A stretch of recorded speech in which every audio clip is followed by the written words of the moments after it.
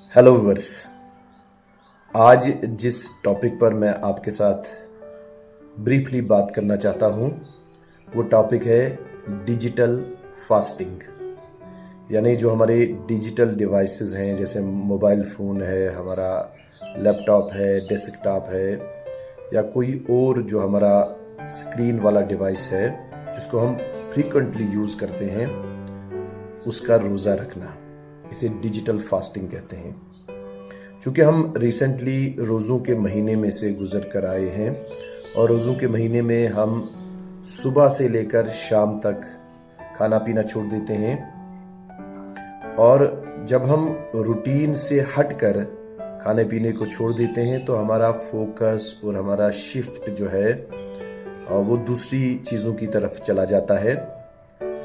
Same इसी तरह से आपको नहीं लगता कि रोज़ों की सबसे बड़ी लर्निंग ये है कि जहाँ हम रोज़ों में खाना पीना छोड़ देते हैं, वहाँ से हम रोज़ों की ये लर्निंग जो है वो डिजिटल डिवाइसेस पर भी अप्लाई कर सकते हैं कि हम डिजिटल डिवाइसेस का भी रोज़ा रख सकते हैं। यानी दिन में कुछ टाइम के लिए हम अपने मोबाइल फ़ोन को स्विच ऑफ करके रख सकते हैं, उसका यूज़ नहीं करेंगे।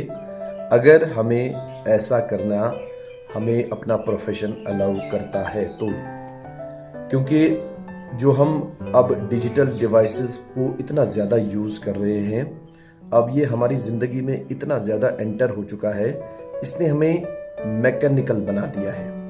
हम अब मशीन्स की तरह एक्ट करते हैं। ऑटोमेटिकली हमारा हाथ जो है वो हमारी जेब में चला जाता है, वहाँ से मोबाइल फ़ोन हम निकालते हैं और हम बिना सोचे समझे मोबाइल फ़ोन को देखना शुरू कर देते हैं। जब हम मोबाइल फ़ोन्स का रोज़ा रखना शुरू कर देंगे, डिजिटल डिवाइसेस का रोज़ा रखना शुरू कर देंगे, तो हमारा शिफ्ट जो है वो दूसरी चीज़ों की तरफ चला जाएगा। हम विजुअलाइज करना शुरू कर देंगे, हम सोचना शुरू कर देंगे, हम आइडियाज़ पर काम करना शुरू कर देंगे।